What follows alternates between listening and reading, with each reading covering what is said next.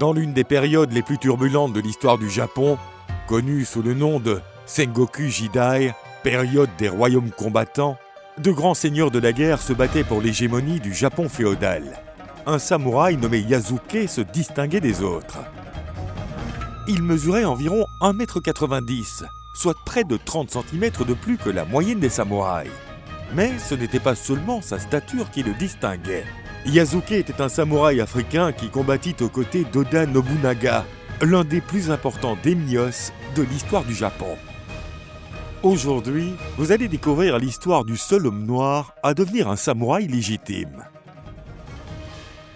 Yasuke est arrivé au Japon en 1579 sur un navire portugais. Sa nationalité est inconnue, mais il semble qu'il soit né dans la colonie portugaise du Mozambique, en Afrique. Son véritable nom s'est également perdu dans l'histoire. Il est arrivé au Japon en tant que serviteur du missionnaire jésuite Alexandre Valignano, dont la mission était de vérifier le travail de propagation du christianisme au Japon. La compagnie de Jésus était en train de réussir à convertir des centaines de milliers de Japonais, parmi lesquels des samouraïs et des chefs de guerre locaux. La rumeur de l'arrivée d'un homme à la peau noire se répandit rapidement. Des milliers de personnes voulaient être témoins de quelque chose qu'elles n'avaient jamais vu auparavant. Yasuke était généralement entouré de Japonais qui ne pouvaient pas croire ce qu'ils voyaient. Il frottait donc sa peau pour s'assurer que la couleur n'était pas de la peinture ou du maquillage. Apprenant les histoires d'un énorme homme noir traversant ses domaines, Oda Nobunaga, le plus puissant des daimyos japonais, ordonna que cet homme soit amené devant lui. Nobunaga fut étonné en voyant l'homme. Comme beaucoup d'autres avant lui, il n'y croyait pas non plus. Il soupçonnait qu'il s'agissait d'une ruse des étrangers portugais. Yasuke fut déshabillé et sa peau lavée. À la surprise du daimyo, il n'y avait aucune ruse.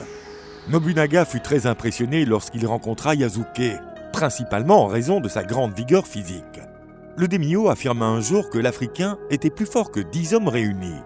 Parce que Yasuke lui plaisait tant, et réalisant l'impact de la présence d'un guerrier distingué dans son entourage, Nobunaga accorda le titre de samouraï à l'étranger africain.